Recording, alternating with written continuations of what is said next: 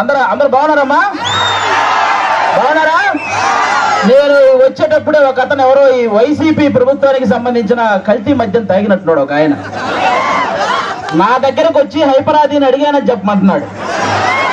ఆ కల్తీ మద్యం ఎంత పని చేస్తుందో మీరే చూడండి. ఇంకొక అతను అయితే స్విచ్ ఆఫ్ అయిన ఫోన్ తీసుకొచ్చి నన్నే సెల్ఫీ అడుగుతున్నాడు. కాబట్టి ఆ కల్తీ మద్యం పోవాలన్నా, అలాంటి కల్తీ ప్రభుత్వం పోవాలన్నా ఈసారి మీరందరూ కూటమి నిలబెట్టిన ప్రతి అభ్యర్థిని గెలిపించాలి. ముఖ్యంగా ఇక్కడ ఎవరు? పవన్ కళ్యాణ్ గారు. ఫస్ట్ టైం నాకు పిఠాపురంలో నేను ఎందుకు పుట్టలేదా అని బాధగా ఉంది నాకు. నిజంగా పిఠాపురంలో పుట్టుంటే బాగుండేది, డైరెక్ట్ గా పవన్ కళ్యాణ్ గారికి ఓటేసి అదృష్టం ఉండేది కదా అని బాధపడుతున్నాను నిజంగా నేను. కాబట్టి ఇవన్నీ మీరు గమనించి ఈసారి పవన్ కళ్యాణ్ గారిని భారీ మెజారిటీతో గెలిపించాలి. దానికోసం ఇక్కడ కృషి చేస్తున్న మన వర్మ గారికి, అలాగే బీజేపీకి సంబంధించిన కృష్ణరాజు గారికి, ఇద్దరికి కూడా చాలా పెద్ద థ్యాంక్ యూ. అందరూ వాళ్ళిద్దరికి ఒకసారి గట్టిగా క్లాప్స్ కొట్టాలి మీరంతా. వాళ్ళిద్దరి సపోర్ట్ లేకపోతే ఇక్కడ ఇంత జరగదు. అలాగే ఈ వైసీపీ ప్రభుత్వం మిమ్మల్ని ఏం చెప్పి ఓటు అడుగుతుంది? మీ ఇంట్లో మంచి జరిగితే ఓటేయమంటున్నారు, అవునా? అసలు వాళ్ళ ఇంట్లో మంచి జరగలేదని ఇద్దరు చెల్లెలు రోడ్డు మీద తిరుగుతున్నారు, అవునా కాదు? మరి వాళ్ళ ఇంట్లోనే మంచి జరగనప్పుడు మీ ఇంట్లో మంచి ఎలా చేస్తారు? అది ఒకటి మీరు గమనించాలి, అవునా? ఇంకోటి ఏమంటున్నారు? మేము పొద్దున బటన్ నొక్కితే ఆడవాళ్ళ అకౌంట్ లో 10,000 రూపాయలు పడుతున్నాయి అంటారు, అవునా? మరి సాయంత్రం మూతిప్పితే మగవాళ్ళ అకౌంట్ లో నుంచి 30,000 పోతున్నాయి. మరి వాటి సంగతి ఏంటి? కాబట్టి పొద్దున బటన్ నొక్కుతున్నారు, సాయంత్రం పేక నొక్కుతున్నారు. ఈ రెండు మీరు గమనించి ఓటేయాలి. ఇంకోటి ఏమంటారు ఆయన? ఫ్యాన్ ఇంట్లో ఉండాలి, సైకిల్ బయట ఉండాలి, గ్లాసు సింక్ లో ఉండాలి అన్నారు, అవునా? కానీ ఫ్యాన్ ఎంతలో ఉండాలి? 4లోనో 5లోనో ఉండాలి, అవునా కాదా? మీరే తెలియక లాస్ట్ టైం 151లో పెట్టారు, అందుకే కరెంటు బిల్లులు ఎక్కువైనాయి. కాబట్టి ఆ 151లో ఉన్న ఫ్యాన్ రెగ్యులేటర్ తగ్గించి మీరంతా 4లోనో 5లోనో పెట్టాలి ఈసారి. అప్పుడే మనందరం హ్యాపీగా ఉంటాం, అవునా కాదా? ఇంకోటి ఏమంటారు ఆయన? మేము సింగిల్ గా వస్తున్నాం, మీరంతా కలిసి వస్తున్నారు అంటున్నారు, అవునా?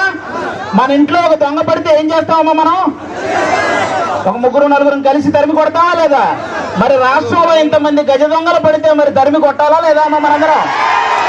మరి కలవాలా లేదా? చెడుని చంపడానికి ఎప్పుడూ మంచి కలిసే వస్తుంది, అవునా కాదా? ఇక్కడ రీసెంట్ గా వంగా గీత గారు వడదెబ్బ తగిలి పడిపోయారని విన్నాను, అవునా? కానీ 5 సంవత్సరాల నుంచి మనకి ఎన్ని దెబ్బలు తగిలినాయమ్మా? వడదెబ్బల కంటే పెద్ద దెబ్బలు తగిలినాయి. మీరు ఆలోచించాలి, ఈ రాబోయే 10 రోజుల్లో 151 మందికి ఎక్కడొకక్కడ వడదెబ్బ తగిలి పడిపోతూనే ఉంటారు. ఆ డ్రామాలు నమ్మకండి, ఎందుకంటే ఆ డ్రామాలకు మా శ్రీదేవి డ్రామా కంపెనీలో కూడా ఇన్ని డ్రామాలు చూడాలి. కాబట్టి ఇవన్నీ మీరు గమనించి ఈసారి గాజు గ్లాసు గుర్తు మీద ఓటేయాలి. వన్స్ బూత్ లోకి వెళ్ళిన తర్వాత 2 గాజు గ్లాసు మీద గుర్తితే ఫ్యాన్ ఎగిరిపోవాలి, అవునా?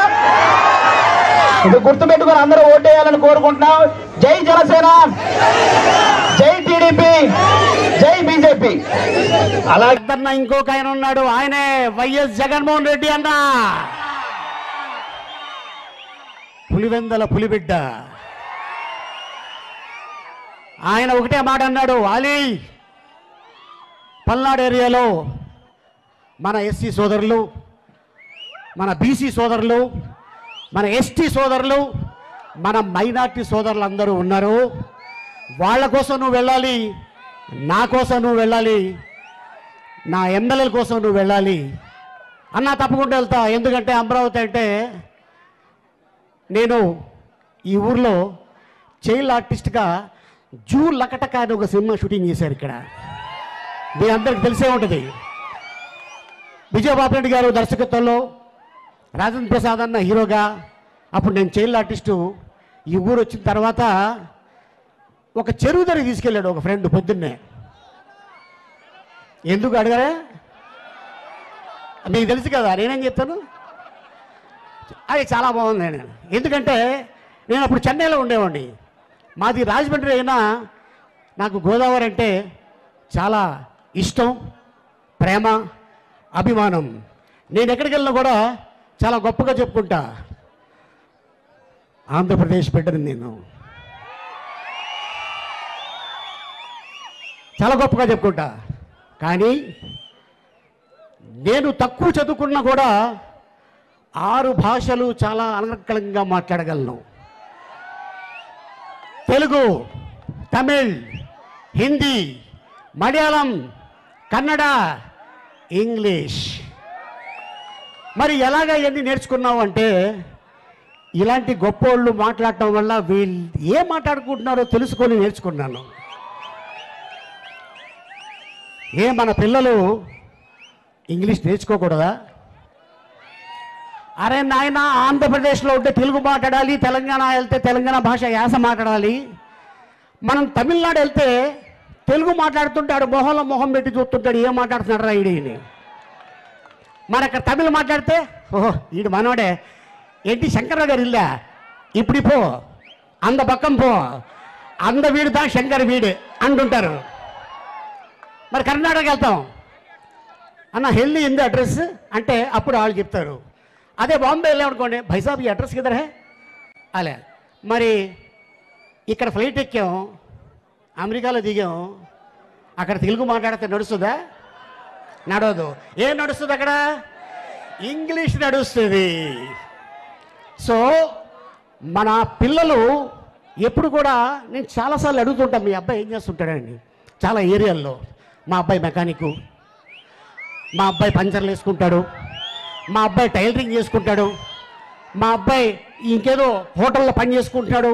ఇక జీవితాంతం అంటే ప్రపంచం మారుతుంది, ఇంకా మనం కూడా మారకూడదా? సో అందుకోసం మా జగన్మోహన్ రెడ్డి గారు మన పిల్లలు కూడా ఇంగ్లీష్ నేర్చుకోవాలి, మంచి స్థాయిలో ఉండాలని చెప్పేసి ఆయన ఆలోచన.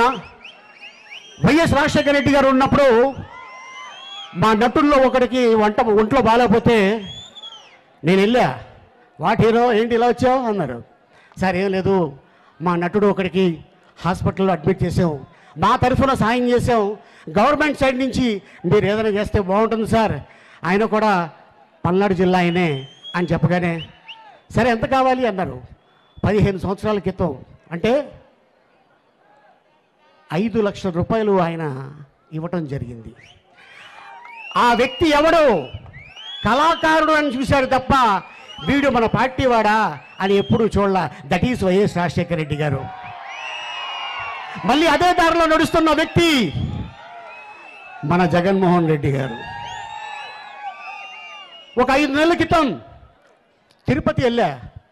ఆయన ఏ పార్టీకి సంబంధం లేని వ్యక్తి పేద పిల్లలకి హెల్ప్ చేస్తున్నాడంటే, అన్నా మీరు చాలామందికి హెల్ప్ చేస్తుంటారు, మీది మంచి మనసు కాబట్టి నేను చదువుకున్న ఈ స్కూల్లో పిల్లలకి బెడ్స్ కావాలంటే నేను స్పెండ్ చేస్తున్నా, నేను ఖర్చు పెడుతున్నా, మీరు వచ్చి అది రిబ్బన్ కట్ చేస్తే బాగుంటుంది అని అనగానే, తమ్ముడు తప్పకుండా వస్తాను అని వెళ్ళటం జరిగింది.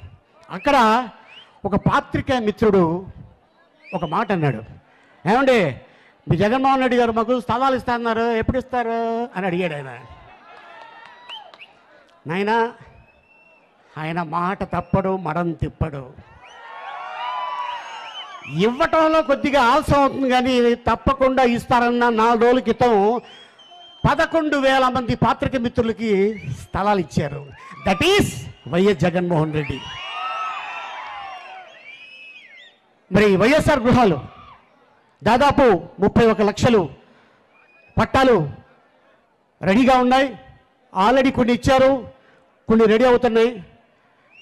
అంటే ఎప్పుడు కూడా ఈ పని చేస్తాను, ఎస్ ఇది నా వల్ల అవుతుంది, ఎస్ చేస్తా. అందుకే ఎస్టీ నావాడు, బీసీ నావాడు, ఎస్సీ నావాడు, మైనార్టీ నావాడు అని చెప్పేసి అనుకొని అందరినీ దగ్గర చేసుకొని పాదయాత్రలో వాళ్ళందరి బాధలు చూసి, ఎస్ నేను ఏదో ఒకటి చెయ్యాలి, ఈ ప్రజలకి ఏం చేస్తే బాగుంటుంది అని. మనిషికి 10 సమస్యలు ఉంటే దాంట్లో 9 సమస్యలు ఏంటి? నవరత్నాలు.